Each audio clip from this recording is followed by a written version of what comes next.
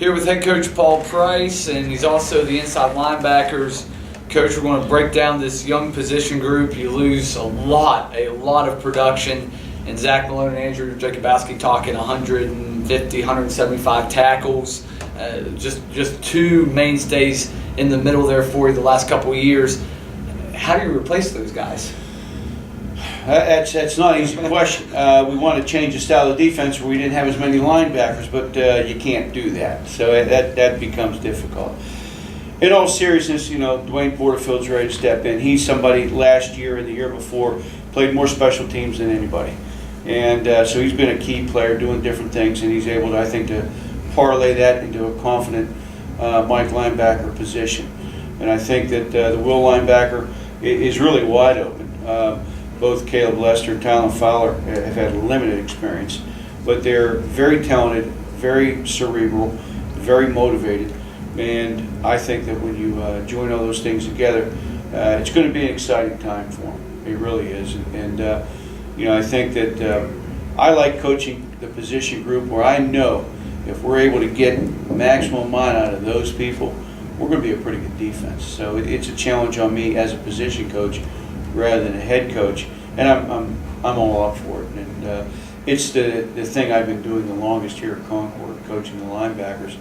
And I'm sure that I can get them playing at their peak, and that's what it's going to take, because they'll be experienced a year or two from now. But right now, it's got to be they can't miss a ticket. So we got to keep those guys humming and be where they need to be. So I know they're up for the challenge, and so am I. You look at a guy like Zach Malone. He comes in as a redshirt freshman transfer, and in 2015, he basically just played special teams. That was it. And then, if he doesn't get his senior season cut short to injury, he finishes 3 straight years with 100 tackles. So, is that kind of message you're kind of preaching to these young guys is, hey, you keep playing special teams the way you're playing, if you're going to get your chance in the middle there and, get that kind of production. Oh, yeah, you're right, Wes. Everybody wants to know, what can I do to be a 100 tackle guy? And my answer is, it's tough to start at linebacker, but it's not nearly as tough to, on the kickoff team, there's 10 open spots every year.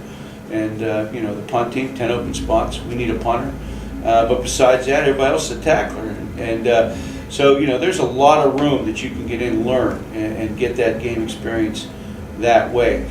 And I think that, all those guys were around Zach and around Andrew and followed their work habits, understood how hard they worked and how well they understood the game.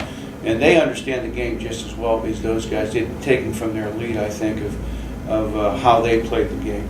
And both those guys, you're talking Zach and Drew, were not exceptionally talented. The people we have today can probably run faster, jump higher, lift more weights, but those guys were unbelievably talented linebackers, and they learned a lot from that too. That you're going to have to get your hands bloody and get in that mix and fight through there and make a play. And I think they're ready to do it. I couldn't be more excited to see how they're going to develop and watch their growth.